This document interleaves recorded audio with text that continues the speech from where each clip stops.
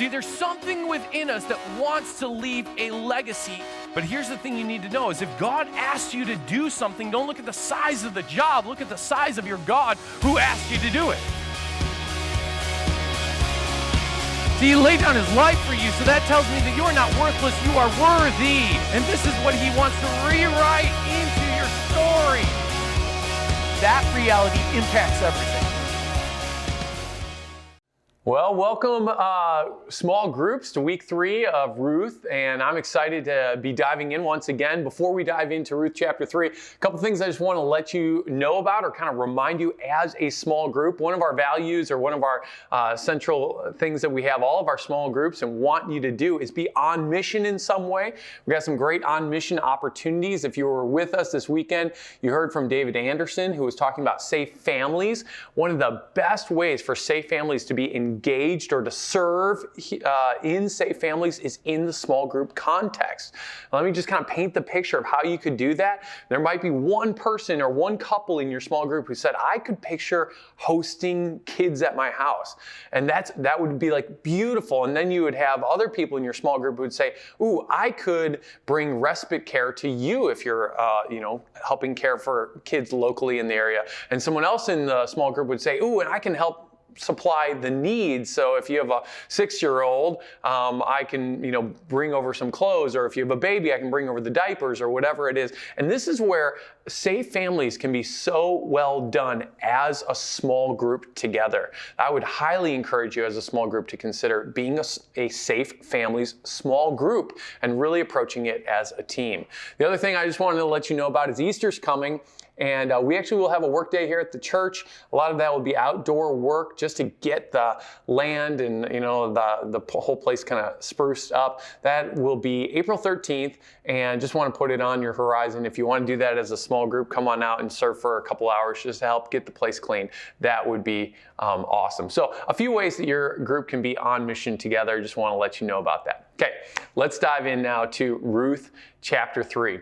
Week 1, it's talking about tenacity and trust in the midst of a trial, how Ruth demonstrates these things. Week 2, we looked at how she demonstrates character and perseverance, and those are some of the critical elements that lead her to finally hope arriving on the scene.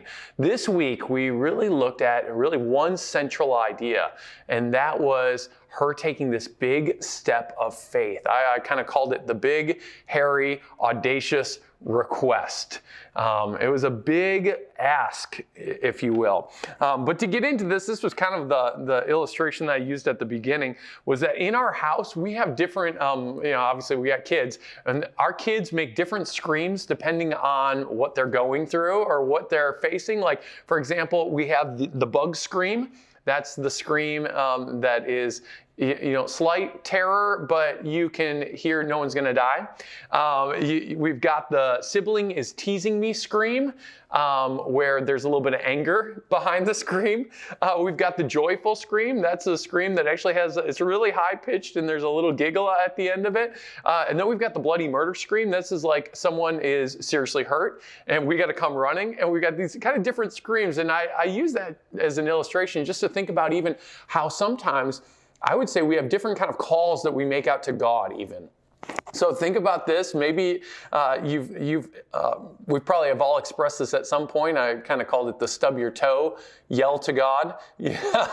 Or maybe you said you called out to God, but you added a couple other words in there that should probably never be in the same sentence with God.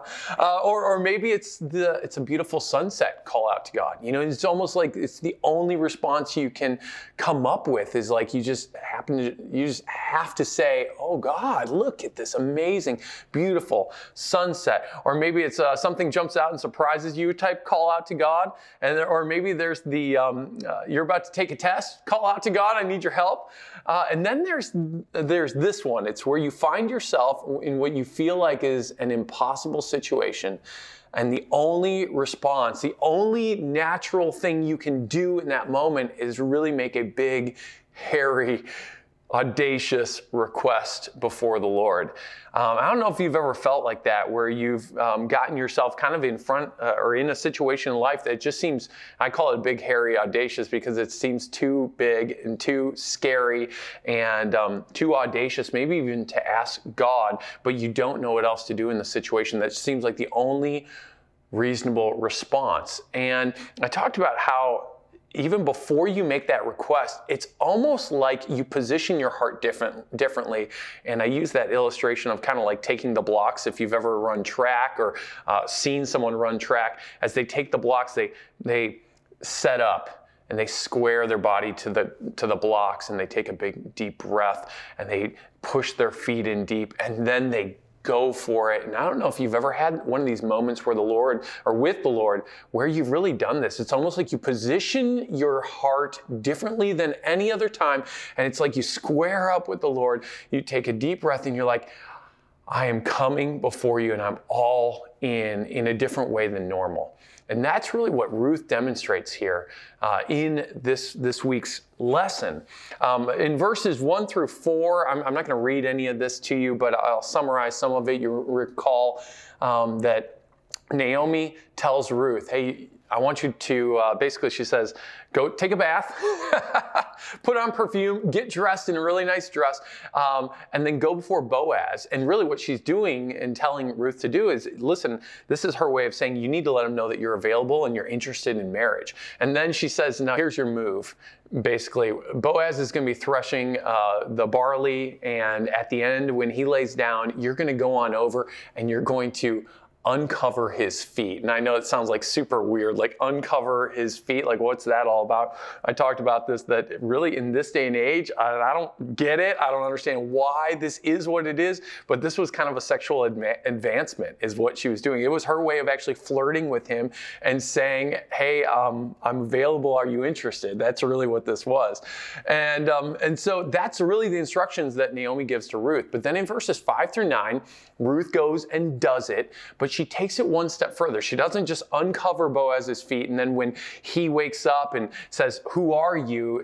She just doesn't wait there. She actually makes I would call it the big, hairy, audacious request to Boaz. And it's found in verse 9, where he says this. He asks, who are you? Because it's dark, and she's sleeping at his feet. And she says, I'm your servant Ruth. And then she replied, spread the corner of your covering over me, for you are my family redeemer. And there's kind of two elements of this really big, bold, audacious request. And the first part of that is where she says, spread your covering over me. Once again, I don't understand all this stuff. I think there's some things in Scripture that's really strange to me, but it's actually a proposal. It's a blatant proposal. And in fact, in some Middle Eastern countries, they still do this practice where the groom will spread either, if he's got a cloak or a blanket, over his fiance, and it's his way of saying, I'm going to protect you, and I'm going to cover you, and I'm going to guard you. And so that's the imagery there, but that's what she's asking. It's a full-on proposal. It's probably the first time in Scripture where we see the woman propose to the man, actually, in the Bible. And then the second part of it is she says, for you're my family redeemer.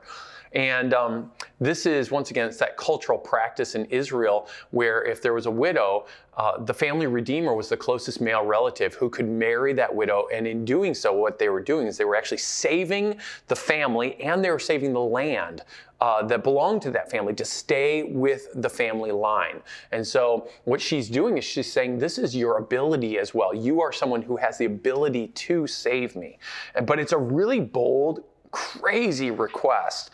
And I know I said this, and this whole series has been about ordinary people doing extraordinary things. And if you want to be an ordinary person who does extraordinary things with God, this is an attribute that you're going to have to embrace.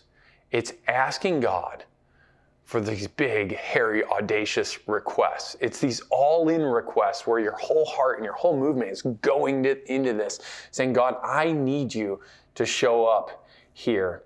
I talked about how my kids actually have another yell that they'll sometimes yell.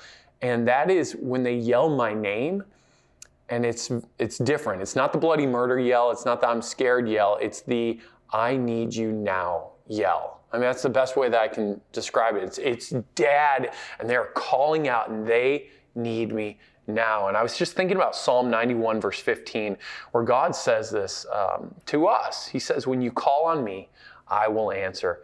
I will be with you. He's going to be with us in our trouble. I'll rescue you and honor you. I don't know in your small groups if you've ever had one of those moments. So, I mean, think about this to just talk about and share. When you've called out to God, it was this I need you moment, and he showed up.